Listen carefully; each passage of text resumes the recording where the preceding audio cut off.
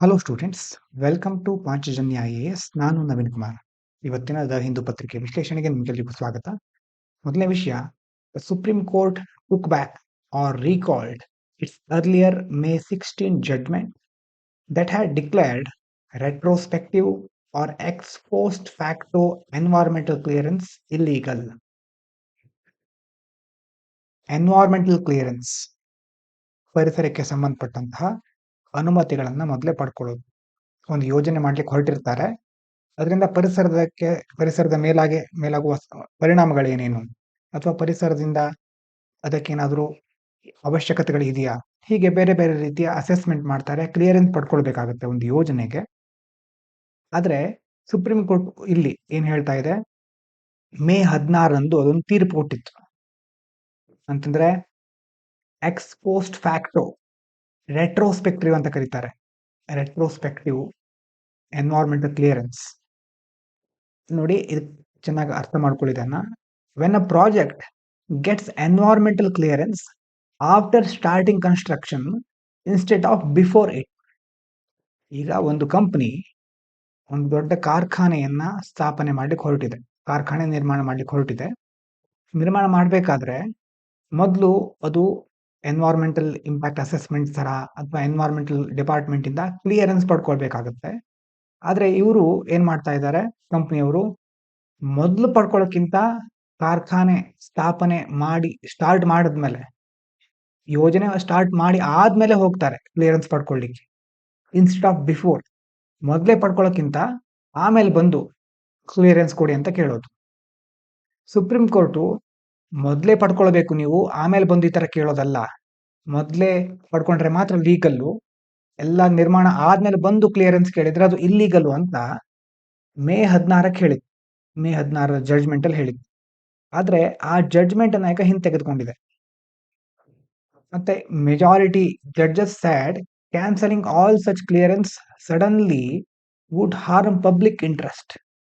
Sudden ಆಗಿ ಆ ಎಲ್ಲಾ ಕ್ಲಿಯರೆನ್ಸ್ ಗಳನ್ನ ಕ್ಯಾನ್ಸಲ್ ಮಾಡೋದ್ರಿಂದ ಪಬ್ಲಿಕ್ ಇಂಟ್ರೆಸ್ಟ್ ಗೆ ಹಾರ್ಮ್ ಆಗಬಹುದು, ಎಷ್ಟೋ ಆನ್ಗೋಯಿಂಗ್ ಪ್ರಾಜೆಕ್ಟ್ಗಳು ಸ್ಟಾಪ್ ಆಗಬಹುದು, ಮತ್ತೆ ಫಿನಾನ್ಷಿಯಲ್ ಲಾಸ್ ಆಗಬಹುದು ಅಂತ ಜಡ್ಜಸ್ಗಳು ಹೇಳ್ತಾ ಇದ್ದಾರೆ. They felt it would impact development and economy. ಆರ್ಥಿಕತೆಗೆ, ಡೆವಲಪ್ಮೆಂಟ್ಗೆ ಇದು ಇಂಪ್ಯಾಕ್ಟ್ ಮಾಡಬಹುದು ಅನ್ನೋದು ಜಡ್ಜಸ್ಗಳ ವಾದ. ಆದ್ರೆ ಅದಕ್ಕೆ ಭಿನ್ನಾಭಿಪ್ರಾಯವನ್ನು ಸಹ ವ್ಯಕ್ತಪಡಿಸಿದ್ದಾರೆ ಜಸ್ಟಿಸ್ ಉಜ್ಜಲ್ ಭೂಯಾನ್. ಅವ್ರೇನ್ ಹೇಳಿದ್ರು ಅಂತಂದ್ರೆ, he said giving clearance after work has already begun is against environmental principles and is like helping violators. ಅಲ್ವಾ, ಮೊದಲೇ ಎಲ್ಲ ಪರಿಸರದ ಮೇಲೆ ದಬ್ಬಾಳಿಕೆ ಮಾಡಿ ಹಾನಿ ಮಾಡಿ ಆಗಿದೆ, ಈಗ ಬಂದು ಕ್ಲಿಯರೆನ್ಸ್ ಕೇಳಿ ಅಂತ ಹೇಳ್ತಾ ಇದ್ದಾರೆ. ಈ ತರ ಮಾಡಿದ್ರೆ, ಅವ್ರಿಗೆ ಕ್ಲಿಯರೆನ್ಸ್ ಕೊಟ್ಟಿದ್ರೆ ವೈಲೇಟರ್ಗಳಿಗೆ ಹೆಲ್ಪ್ ಮಾಡಿದ ಹಾಗೆ, ನಾವು ಪರಿಸರದ ತತ್ವಗಳಿಗೆ ನಾವು ವಿರುದ್ಧ ಆದ ಹಾಗೆ ಅನ್ನೋದು ಜಸ್ಟಿಸ್ ಉಜ್ಜಲ್ ಭೂಷಣ್ ಅವರ ಒಂದು ವಾದ. ಅವರು ಭಿನ್ನಾಭಿಪ್ರಾಯ ವ್ಯಕ್ತಪಡಿಸಿದ್ರು ಇದಕ್ಕೆ. He warned that ignoring proper environmental rules harm people, especially when pollution like Delhi smog is already dangerous. ದೆಹಲಿಯಲ್ಲಿ ಆಗ್ತಾ ಇರತಕ್ಕಂತಹ ಕಲುಷಿತತೆಯ ಬಗ್ಗೆ ನಿನ್ನೆ ಶಶಿ ತರೂರ್ ಅವರು ಬರೆದಿರುವಂತಹ ಆರ್ಟಿಕಲ್ ಅನ್ನ ಡಿಸ್ಕಸ್ ಮಾಡಿದ್ದೇವೆ. ಹಾಗಾಗಿ ಇದು ಯಾವ ಲೆವೆಲ್ ಇದೆ ಅಂತ ನಿಮ್ಗೆ ಗೊತ್ತಿದೆ, ಅದಕ್ಕೆ ಡಿಫರೆಂಟ್ ಡೈಮೆನ್ಷನ್ಗಳು ಏನೇನು ಅಂತ ಸಹ ನೋಡಿದ್ದೇವೆ. ಇಂತಹ ಸಂದರ್ಭದಲ್ಲಿ ಈ ಎನ್ವೈರನ್ಮೆಂಟಲ್ ರೂಲ್ಸ್ ಗಳನ್ನ ಅಥವಾ ಪರಿಸರದ ಮೇಲಾಗುವ ಒಂದು ಹಾನಿಗಳನ್ನ ನಾವು ಕಡೆಗಣಿಸ್ಬಿಟ್ರೆ ಮುಂದೆ ಜನರಿಗೆ ಬಹಳ ಕಷ್ಟ ಆಗುತ್ತೆ ಲಾಂಗ್ ಟರ್ಮ್ ಅಲ್ಲಿ ಅನ್ನೋದು ಇಲ್ಲಿ ನಾವು ತಿಳ್ಕೊಳ್ಬೇಕಾಗಿರುವಂತಹ ಅಂಶ. ಇದಾದ್ಮೇಲೆ the information and broadcasting ministry warn TV channels not to broadcast videos where accused persons justify violent acts, especially in context of the recent Red Fort car bomb blast. Recent ಆಗಿ Delhi car bomb blast ಆಗಿರೋದು ನಿಮ್ಗೆ ಗೊತ್ತಿದೆ, red fort ಹತ್ರ. ಈಗ ಅದಕ್ಕೆ ಸಂಬಂಧಪಟ್ಟಂತಹ ಕೆಲವು ವಿಡಿಯೋಗಳು ಸೋಷಿಯಲ್ ಮೀಡಿಯಾದಲ್ಲಿ ಹರಿದಾಡ್ತಾ ಇವೆ. ಈಗ ಇನ್ಫಾರ್ಮೇಶನ್ ಮತ್ತೆ ಬ್ರಾಡ್ಕಾಸ್ಟಿಂಗ್ ಮಿನಿಸ್ಟ್ರಿ, ಟಿವಿ ವಾಹಿನಿಗಳಿಗೆ ಮಾಹಿತಿ ಮತ್ತು ಪ್ರಸಾರ ಸಚಿವಾಲಯ ಏನ್ ಹೇಳ್ತಾ ಇದೆ ಅಂತಂದ್ರೆ, ಈ ತರ ಹಿಂಸಾತ್ಮಕ ಕೃತ್ಯಗಳನ್ನ ಸಮರ್ಥನೆ ಮಾಡುವ ವಿಡಿಯೋಗಳನ್ನ ಪ್ರಸಾರ ಮಾಡಬೇಡಿ ಅಂತ ಎಚ್ಚರಿಕೆ ಕೊಡ್ತಾ ಇದೆ.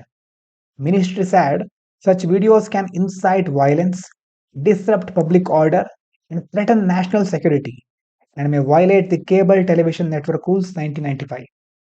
ಯಾವುದೋ ಒಂದು ಭಯೋತ್ಪಾದಕ ತಾನು ಮಾಡಿರೋದು ಯಾಕೆ ಅಂತ ಸಮರ್ಥನೆ ಕೊಟ್ಕೊಳ್ತಾ ಇರ್ತಾನೆ, ಅಂತ ವಿಡಿಯೋಗಳನ್ನ ಟಿವಿ ಚಾನಲ್ ಸ್ಪ್ರೆಡ್ ಮಾಡಿದ್ರೆ ಅದು ಇನ್ಯಾರಿಗೋ ಸ್ಫೂರ್ತಿ ಆಗಿರಬಹುದು. ಮತ್ತಾರೋ ಅದನ್ನ ಇನ್ಸ್ಪಿರೇಷನ್ ಆಗಿ ತೆಗೆದುಕೊಂಡು ಅವ್ನು ಹೇಳೋದು ಕರೆಕ್ಟ್ ಇದೆಯಲ್ವಾ ಅಂತ ಅನ್ಸಿ ಅವರು ಸಹ ಇಂಥ ಕೃತ್ಯಗಳಿಗೆ ಮುಂದಾಗಬಹುದು. ಹಾಗಾಗಿ ಪಬ್ಲಿಕ್ ಆರ್ಡರ್ ಡಿಸ್ರಪ್ಟ್ ಆಗಬಹುದು, ನ್ಯಾಷನಲ್ ಸೆಕ್ಯೂರಿಟಿಗೆ ಥ್ರೆಟ್ ಬರಬಹುದು ಅಂತ ಮಿನಿಸ್ಟ್ರಿ ಹೇಳ್ತಾ ಇದೆ. ಇನ್ನು Kerala ask the supreme court to postpone the special intensive revision of electoral rules because it clashes with local body elections, making it impossible to deploy enough officers for both tasks and causing an administrative impasse. Kerala government supreme court ಹತ್ರ ಈಗ ಎಲ್ಲ ಕಡೆ ಆಗ್ತಾ ಇದೆಯಲ್ವಾ, ನಂತರ ಹಲವಾರು ಕಡೆ ಮತದಾರರ ಪಟ್ಟಿಗಳ ವಿಶೇಷ ಪರಿಷ್ಕರಣೆ ಅದನ್ನ ಮುಂದೂಡ್ಲಿ ಅಂತ ಕೋರ್ಟ್ ಹತ್ರ ಮನವಿ ಮಾಡ್ತಾ ಇದೆ. ಯಾಕಂದ್ರೆ ಅಲ್ಲಿನ ಲೋಕಲ್ ಬಾಡಿ ಎಲೆಕ್ಷನ್ಗಳು ಬರ್ತಾ ಇರೋದ್ರಿಂದ ಎರಡೂ ಕಾರ್ಯಗಳಿಗೆ ಅಧಿಕಾರಿಗಳನ್ನ ನೇಮಿಸಬೇಕು, ಅದು ಅಸಾಧ್ಯ ಆಗುತ್ತೆ, ಆಡಳಿತಾತ್ಮಕವಾಗಿ ಬಿಕ್ಕಟ್ಟು ಎದುರಾಗುತ್ತೆ ಅಂತ ಹೇಳ್ತಾ ಇದೆ. ಇನ್ನು SIR is large exercise requiring 1.76 lakh government staff for verification.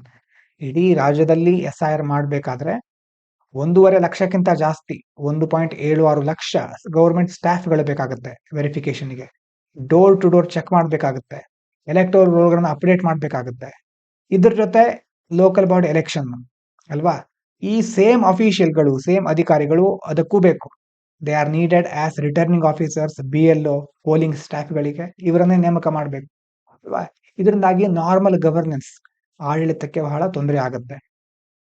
Kerala clarified that the ಲಿಗ್ಯಾಲಿಟಿ of SIR is not being challenged. ನಾವೇನು ಅದರ ಕಾನೂನಾತ್ಮಕತೆಯನ್ನ ಚಾಲೆಂಜ್ ಮಾಡ್ತಾ ಇಲ್ಲ, ಓನ್ಲಿ ಇಟ್ಸ್ ಟೈಮಿಂಗ್. ಆದ್ರೆ ಈ ಸಂದರ್ಭದಲ್ಲಿ ಬೇಕಾಗಿರಲಿಲ್ಲ ಅದು. Because conducting it now would violate constitutional requirement to complete local body elections smoothly and within the mandatory 5-year period. ಈಗ ಬಂದು ಅದನ್ನ ಮಾಡೋದ್ರಿಂದ SIR ಮಾಡೋದ್ರಿಂದ ಕಾನ್ಸ್ಟಿಟ್ಯೂಷನಲ್ ರಿಕ್ವೈರ್ಮೆಂಟ್, ಒಂದು ಲೋಕಲ್ ಬಾಡಿ ಎಲೆಕ್ಷನ್ಗಳಿಗೆ ಏನೇನು ರಿಕ್ವೈರ್ಮೆಂಟ್ ಇರುತ್ತೋ ಅದನ್ನ ವೈಲೇಟ್ ಮಾಡಬೇಕಾಗುತ್ತೆ ಅಥವಾ ಸ್ಮೂತ್ ಆಗಿ ಮಾಡ್ಲಿಕ್ಕೆ ಆಗೋದಿಲ್ಲ ಅಂತ ಕೇರಳ ಗವರ್ಮೆಂಟ್ ಹೇಳ್ತಾ ಇದೆ. The UN Security Council approved a US-backed plan for Gaza, authorizing an international stabilization force and creating a transitional authority overseen by the US President to manage Gaza security and governance. ಈ Gaza Israel ಕತೆ ಇದು ಮುಗಿಯದ ಕತೆ ಅಲ್ವಾ, ಒಂದಾದ್ಮೇಲೆ ಒಂದು news ಅಲ್ಲಿ ಇರುತ್ತೆ ಅಷ್ಟೇ, ದೊಡ್ಡ ಬೆಳವಣಿಗೆ ಆಗುತ್ತೆ ಅಂತ ನಾವು ಅಂದ್ಕೊಂಡಿರ್ತೀವಿ. ಸ್ವಲ್ಪ ದಿನ ಆದ್ಮೇಲೆ ವಾಪಸ್ ಹಳೆ ಪರಿಸ್ಥಿತಿ ಮುಂದುವರಿತಾ ಹೋಗುತ್ತೆ, ನೋಡೋಣ. ಈಗ UN ಭದ್ರತಾ ಮಂಡಳಿ ಇದೆ, ವಿಶ್ವಸಂಸ್ಥೆ ಇದು. ಗಾಜಾಕ್ಕೋಸ್ಕರ US ಸಪೋರ್ಟ್ ಮಾಡಿರುವಂತಹ ಒಂದು ಯೋಜನೆಗೆ ಅಲ್ಲಿ ಅನುಮೋದನೆ ಸಿಕ್ಕಿದೆ. ಇಂಟರ್ನ್ಯಾಷನಲ್ ಸ್ಟೆಬಿಲೈಸೇಷನ್ ಫೋರ್ಸ್, ಅದಕ್ಕೆ ಅಧಿಕಾರ ಸಿಗುತ್ತೆ. ಮತ್ತೆ US ಪ್ರೆಸಿಡೆಂಟ್ ಅವರ ಮೇಲ್ವಿಚಾರಣೆಯಲ್ಲಿ ಒಂದು ಟ್ರಾನ್ಸಿಷನಲ್ ಬಾಡಿ, ಪರಿವರ್ತನಾ ಪ್ರಾಧಿಕಾರವನ್ನು ರಚಿಸುತ್ತಾರೆ. Resolution passed with 13 votes in favour and Russia and China abstained. 13 vote ಅಂತಂದ್ರೆ ಸೆಕ್ಯೂರಿಟಿ ಕೌನ್ಸಿಲ್, ಇದು ಜನರಲ್ ಅಸೆಂಬ್ಲಿ ಅಲ್ಲ. ರಷ್ಯಾ ಚೀನಾ ಅಬ್ಸ್ಟೇನ್ ಆಗ್ಬಿಟ್ಟಿದಾವೆ, ಅದು ವೋಟ್ ಮಾಡಿಲ್ಲ ಆ ದೇಶಗಳು. Even though Russia had earlier circulated rival proposal. ಮೊದಲು ರಷ್ಯಾ ಅದನ್ನ ಒಪ್ಕೊಂಡಿರಲಿಲ್ಲ, ಈಗ ರಷ್ಯಾ ಅಬ್ಸ್ಟೇನ್ ಆಗಿದೆ. The plan builds on a 20-point ceasefire framework pushed by the US, but Hamas rejected it. ಇದರಲ್ಲಿ 20 ಪಾಯಿಂಟ್ಗಳದ್ದು ಒಂದು ಫ್ರೇಮ್ ವರ್ಕ್ ಅನ್ನ ತಂದಿದ್ದಾರೆ. ಆದ್ರೆ ಹಮಾಸ್ ಇದನ್ನ ಒಪ್ಕೊಳ್ಳಿಲ್ಲ, ಕೆಲವು ಪಾಯಿಂಟ್ಗಳಿಗೆ ಒಪ್ಕೊಂಡಿದೆ ಅಂತ ಮೊದಲು ನ್ಯೂಸ್ ಇತ್ತು. Saying it does not meet Palestinian political and humanitarian demands. Hamas ಏನ್ ಹೇಳ್ತಾ ಇದೆ ಅಂತಂದ್ರೆ, ನೀವೇನೋ ಈಗ ಫ್ರೇಮ್ ವರ್ಕ್ ಮಾಡ್ತಾ ಇದ್ದೀರಲ್ವಾ, ತಂದಿದ್ದೀರಲ್ವಾ, ಅದರಲ್ಲಿ ಈ ಪ್ಯಾಲೆಸ್ಟೀನಿಯನ್ನರ ರಾಜಕೀಯ ಮತ್ತೆ ಹ್ಯುಮ್ಯಾನಿಟೇರಿಯನ್ ಡಿಮ್ಯಾಂಡ್ಗಳು ಮೀಟ್ ಆಗ್ತಾ ಇಲ್ಲ ಅನ್ನೋದು ಹಮಾಸ್ ಅವರು ಹೇಳ್ತಾ ಇರೋದು.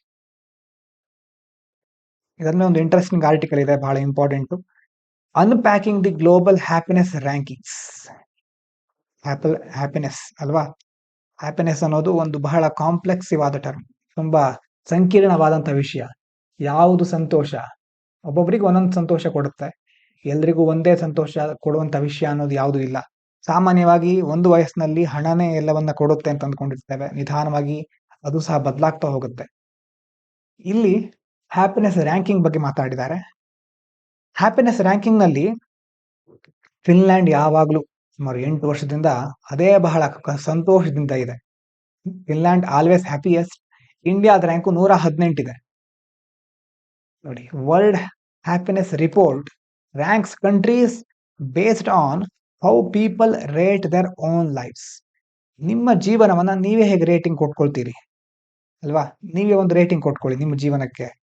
ಇಂಟರ್ವ್ಯೂದಲ್ಲಿ ಕೇಳಬಹುದು, how do rate about your happiness R about your life ಅಂತ. ಅವಾಗ ನೀವೇ ಒಂದು ರೇಟಿಂಗ್ ಕೊಟ್ಟು, ಔಟ್ ಆಫ್ 10 ಎಷ್ಟು ರೇಟಿಂಗ್ ಕೊಟ್ಕೋತೀರಿ, ಮತ್ತೆ ಯಾಕೆ ಆ ರೇಟಿಂಗ್ ಕೊಟ್ರಿ ಅನ್ನೋದು important. Not just economic numbers ಅಲ್ವಾ, ಇಂತಿಷ್ಟು ಹಣ ಗಳಿಸ್ತಾ ಇದ್ದೇನೆ ಅಲ್ಲ, ಇಂತಿಂಥ ಜಾಬ್ನಲ್ಲಿ ಇದ್ದೇನೆ ಅನ್ನೋದು ಅಲ್ಲ, ಆದ್ರೆ ನಿಮ್ಮ ಹ್ಯಾಪಿನೆಸ್ ರೇಟಿಂಗ್ ಎಷ್ಟಿದೆ ಥಿಂಕ್ ಮಾಡಿ. ಇನ್ನು Finland, Denmark, Iceland, Sweden top ಅಲ್ಲಿರೋ ದೇಶಗಳು. ಇಂಡಿಯಾ 118ನೇ ಸ್ಥಾನದಲ್ಲಿದೆ. ಪಾಕಿಸ್ತಾನ ಸಹ ನಮ್ಗಿಂತ ಒಳ್ಳೆ ಸ್ಥಾನದಲ್ಲಿದೆ ನೋಡಿ. ಇಲ್ಲಿ 109 ಅಂತ ಇತ್ತು, 90 ಜಸ್ಟ್ ಕರೆಕ್ಟ್ ಆಗಿ ನೋಡ್ಕೊಳ್ಳಿ. ಪಾಕಿಸ್ತಾನ ಚೆನ್ನಾಗಿರೋ ರ್ಯಾಂಕ್ ನಲ್ಲಿದೆ ನಮ್ಗಿಂತ, ಡಿಸ್ಪೈಟ್ ಪುವರ್ ಕಂಡೀಷನ್. ಆದ್ರೆ ಇಲ್ಲಿ ಇಂಪಾರ್ಟೆಂಟ್ ಆಗಿರೋದೇನು, perception. Why do rich countries seem happier? Happy rich ಕಂಟ್ರೀಸ್ಗಳು ಯಾಕೆ ಹ್ಯಾಪಿಯರ್ ಅಂತ ಅನ್ಸುತ್ತೆ ಅಂತಂದ್ರೆ, GDP ಪರ್ ಪರ್ಸನ್, ತಲಾ GDP ಎಷ್ಟಿದೆ, ಸೋಷಿಯಲ್ ಸಪೋರ್ಟ್ ಯಾವ ತರ ಇದೆ ಅನ್ನೋದು ಇಂಪಾರ್ಟೆಂಟು. ಅದ್ರ ಜೊತೆ ಲೈಫ್ ಎಕ್ಸ್ಪೆಕ್ಟೆನ್ಸಿ, ಜೀವಿತಾವಧಿ, ಫ್ರೀಡಮ್, ಜನರಾಸಿಟಿ, ಕರಪ್ಷನ್ ಪರ್ಸೆಪ್ಷನ್, ಇಷ್ಟನ್ನ ಅವರು ಕನ್ಸಿಡರ್ ಮಾಡ್ತಾರೆ. ಇಲ್ಲಿ ಮೇಲ್ಗಡೆ ಹೇಳಿದಾಗೆ ಇದು ಪಾಕಿಸ್ತಾನದ್ದು 109 ಆಗ್ಬೇಕು, ಇದು 109ನೇ ಸ್ಥಾನ, 90 ಅಲ್ಲ ಇದು. ಅಂತಂದ್ರೆ ಕೆಲವೊಂದು ಕಂಟ್ರೀಸ್ಗಳು ಯಾಕೆ ಹ್ಯಾಪಿ ಅಂತ ಕನ್ಸಿಡರ್ ಆಗುತ್ತೆ, ಇಷ್ಟೆಲ್ಲ ಮೆಜರ್ಮೆಂಟ್ ಇದೆ, 6 ಥಿಂಗ್ಸ್ ಗಳನ್ನ ಮೆಜರ್ ಮಾಡ್ತಾರೆ. ಆದ್ರೆ ಫೈನಲ್ ಸ್ಕೋರ್ ಇದೆಯಲ್ವಾ, it depends on how people feel about their life. ಜನರಿಗೆ ತಮ್ಮ ಜೀವನದ ಬಗ್ಗೆ ಯಾವ ರೀತಿಯಾದ ಒಂದು ಅನಿಸಿಕೆ ಇದೆ, ಯಾವ ಭಾವನೆ ಇದೆ. ಎಕ್ಸಾಂಪಲ್ ನೋಡಿ, US is rich. US rich ಆಗಿರೋ ಕಂಟ್ರಿ ಹೌದು, ಆದ್ರೆ ಟ್ರಸ್ಟ್ ಇಲ್ಲ, ಲೋನ್ಲಿನೆಸ್ ಜಾಸ್ತಿ ಇದೆ, ಆವಾಗ ಹ್ಯಾಪಿನೆಸ್ ರ್ಯಾಂಕು ಇಳಿದು ಹೋಗ್ಬಿಡುತ್ತೆ. ನಾರ್ಡಿಕ್ ಕಂಟ್ರೀಸ್ಗಳು, ಟ್ಯಾಕ್ಸ್ ಜಾಸ್ತಿ ಇದೆ, ಆದ್ರೆ ಅಲ್ಲಿ ಸರ್ಕಾರದ ಮೇಲೆ ಅಲ್ಲಿ ಜನರಿಗೆ ನಂಬಿಕೆ ಇದೆ, ಹಾಗಾಗಿ ಟಾಪ್ ರ್ಯಾಂಕ್ಗಳು ಬರ್ತಾ ಇದೆ ಅಲ್ಲಿ ಆ ದೇಶಗಳು. ಹಾಗಾಗಿ ಎಕನಾಮಿಕ್ ಗ್ರೋತ್ ಅಂತಂದ್ರೆ ಹ್ಯಾಪಿನೆಸ್ ಅಲ್ಲ, ಯಾವಾಗಲೂ ಎಥಿಕ್ಸಿಗೂ ಇಂಪಾರ್ಟೆಂಟು, ಎಸ್ಸೆಗೂ ಇಂಪಾರ್ಟೆಂಟು, ಸೋಷಿಯಲ್ ಜಸ್ಟಿಸ್ಸು, ಈ ಕಡೆ ಗವರ್ನೆನ್ಸ್ ಎಲ್ಲದಕ್ಕೂ ಇಂಪಾರ್ಟೆಂಟ್. ಇನ್ನು ಎಕ್ಸ್ಪೆಕ್ಟೇಷನ್ ಪ್ಯಾರಾಡಾಕ್ಸ್ ಅಂತ ಒಂದು ಟರ್ಮ್ ಬಂದಿದೆ ನೋಡಿ. In societies where people expect less, small improvement feel big ಅಲ್ವಾ. ಒಂದ್ಸಾರಿ ನೀವು ಒಂದು ಸಮಾಜದಲ್ಲಿ ಇರ್ತೀರಿ ಅಂತ ಇಟ್ಕೊಳ್ಳಿ, ಒಂದು ಸಮಾಜದಲ್ಲಿ ನೀವು ಒಂದು ಪ್ರಜೆ ಆಗಿದ್ದೀರಿ, ನಿಮ್ಗೆ ಯಾವ ಸಿಚುವೇಶನ್ಗೆ ಬಂದ್ಬಿಟ್ಟಿದ್ದೀರಿ ಅಂತಂದ್ರೆ, ಇನ್ನು ಮುಂದೆ ಈ ಸಮಾಜ ಇಂಪ್ರೂವ್ ಆಗೋದೇ ಇಲ್ಲ, ನಾವು ನಮ್ಮ ಕೆಲಸ ಮಾಡ್ಕೊಂಡು ಇರೋಣ ಅಂತ ಅಂದ್ಕೊಂಡಿದ್ದೀರಿ. ಅವಾಗ ಸಡನ್ ಆಗಿ ಸರ್ಕಾರ ಒಂದು ಒಳ್ಳೆ ಯೋಜನೆ ತರುತ್ತೆ, ಆವಾಗ ಆ ಸಣ್ಣ ಯೋಜನೆ ಸಹ ನಿಮ್ಗೆ ದೊಡ್ಡ ಬದಲಾವಣೆ ತರ ಅನ್ಸುತ್ತೆ ಅಲ್ವಾ. ಇಷ್ಟು ದಿನ ಏನೂ ಇರಲಿಲ್ಲ, ಸಡನ್ ಆಗಿ ಒಂದು ಇಂಪ್ರೂವ್ಮೆಂಟ್ ಆಯ್ತು ಅಂತಂದ್ರೆ ಅದು ದೊಡ್ಡ ಬದಲಾವಣೆ ಅಂತ ಅನ್ಸುತ್ತೆ. ಅಂದ್ರೆ where people expect less, small improvements feel big. ಅದರ ತರಾನೇ in societies where people expect more, even good performance feels inadequate. ಕೆಲವೊಂದು ಕಡೆ ಇರುತ್ತೆ, ಕೆಲವೊಂದು ದೇಶ ಅಥವಾ ನೀವೇ ಇಮ್ಯಾಜಿನ್ ಮಾಡ್ಕೊಳ್ಳಿ, ನಿಮಗೆ ಪ್ರತಿಯೊಂದು ಸರ್ಕಾರನೇ ತಂದು ಕೊಡ್ಬೇಕು, ಪ್ರತಿಯೊಂದು ಫ್ರೀ ಆಗಿ ಕೊಡ್ಬೇಕು ಸರ್ಕಾರನೇ ಅಂತ ನೀವು ಎಕ್ಸ್ಪೆಕ್ಟ್ ಮಾಡ್ತಾ ಇದ್ದೀರಿ. ಅವಾಗ ಸರ್ಕಾರ ಎಷ್ಟು ಕೊಟ್ಟರು ಸಾಕಾಗೋದಿಲ್ಲ, ಎಷ್ಟೇ ಯೋಜನೆಗಳನ್ನ ತರಲಿ, ಎಷ್ಟೇ ತರಹದ ಅಭಿವೃದ್ಧಿ ಕಾರ್ಯಕ್ರಮಗಳನ್ನ ಮಾಡಲಿ, ಏನ್ ಮಾಡಿದ್ರು ಅದು ನಿಮ್ಗೆ ಇನ್ಅಡಿಕ್ವೇಟ್, ಇನ್ನೂ ಏನೋ ಬೇಕು, ಇನ್ನೂ ಏನೋ ಬೇಕು ಅಂತ ಅನ್ಸ್ತಾ ಇರುತ್ತೆ. ಹಾಗಾಗಿ ನಿಮ್ಮ ಎಕ್ಸ್ಪೆಕ್ಟೇಷನ್ ಯಾವ ತರ ಇದೆ ಅನ್ನೋದ್ರ ಮೇಲೆ ನೀವು ರೇಟಿಂಗ್ ಕೊಟ್ಕೋತೀರಾ. India is in a phase where living standards are improving ಅಲ್ವಾ. ಭಾರತ ಯಾವ ಸ್ಥಿತಿಲಿ ಇದೆ ಅಂತಂದ್ರೆ, ನಮ್ಮ ಜೀವನ ಮಟ್ಟ ನಿಧಾನವಾಗಿ ಸುಧಾರಿಸ್ತಾ ಇದೆ, but expectations have grown even faster. ಆದ್ರೆ ಅದಕ್ಕಿಂತ ದೊಡ್ಡ ದರದಲ್ಲಿ, ದೊಡ್ಡ ಪ್ರಮಾಣದಲ್ಲಿ ನಮ್ಮ ಎಕ್ಸ್ಪೆಕ್ಟೇಷನ್ ಜಾಸ್ತಿ ಆಗ್ಬಿಟ್ಟಿದೆ. This lower subjective happiness even if life improves. ಹೌದು, ನಿಮ್ಮ ತಂದೆ ತಾಯಿಗೆ ಇರುವಷ್ಟು ಕಷ್ಟ ನಿಮಗಿಲ್ಲ, ಆದ್ರೆ ನಿಮ್ಮ ಎಕ್ಸ್ಪೆಕ್ಟೇಷನ್ ಏನು, 25ನೇ ವರ್ಷಕ್ಕೆ ನಿಮ್ಮ ಹತ್ರ ದೊಡ್ಡ ಕಾರ್ ಇರಬೇಕು, 30ನೇ ವರ್ಷಕ್ಕೆ ದೊಡ್ಡ ಮನೆ ಇರಬೇಕು, ಈ ತರ ದೊಡ್ಡ ದೊಡ್ಡ ಎಕ್ಸ್ಪೆಕ್ಟೇಷನ್ ಅತಿ ಆಗ್ಬಿಟ್ಟಿದೆ. ಹಾಗಾಗಿ ಲಿವಿಂಗ್ ಸ್ಟ್ಯಾಂಡರ್ಡ್ ಇಂಪ್ರೂವ್ ಆದ್ರೂ ಅದನ್ನ ಈಸಿಯಾಗಿ ಕನ್ಸಿಡರ್ ಮಾಡುವಂತ ಮನಸ್ಥಿತಿ ಎಷ್ಟೋ ಜನರಿಗೆ ಇರೋದಿಲ್ಲ. ವೈ ಇಂಡಿಯಾ ರ್ಯಾಂಕ್ಸ್ ಲೋ, ಭಾರತದ ರ್ಯಾಂಕಿಂಗ್ ಇಷ್ಟು ಕಡಿಮೆ ಬರ್ಲಿಕ್ಕೆ ಏನ್ ಕಾರಣ ಅಂತಂದ್ರೆ, young Indians say they have no one rely on ಅಂತಂದ್ರೆ, no one to rely on ಅದರ ಅರ್ಥ ಏನು, ಎಲ್ಲ ಮೊಬೈಲಲ್ಲಿ ಸಿಗ್ತಾರೆ, ಆದ್ರೆ ದೈನಂದಿನ ಜೀವನದಲ್ಲಿ ಅವರು ಅವಲಂಬಿಸಬಹುದಾದಂತ, ನಂಬಿಕೆ ಇಟ್ಕೊಳ್ಬಹುದಾದಂತ ವ್ಯಕ್ತಿಗಳು ಯಾರು ಇಲ್ಲ. Digital life creates virtual connection but week real world community bonds. ಹೌದು, ಫೇಸ್ಬುಕ್ ನಲ್ಲಿ ನಿಮ್ಗೆ 1000 ಜನ ಫ್ರೆಂಡ್ಸ್ ಇರಬಹುದು, ಆದ್ರೆ ಕಷ್ಟದಲ್ಲಿದ್ದಾಗ ಎಷ್ಟು ಜನ ಬರ್ತಾರೆ ಅಲ್ವಾ.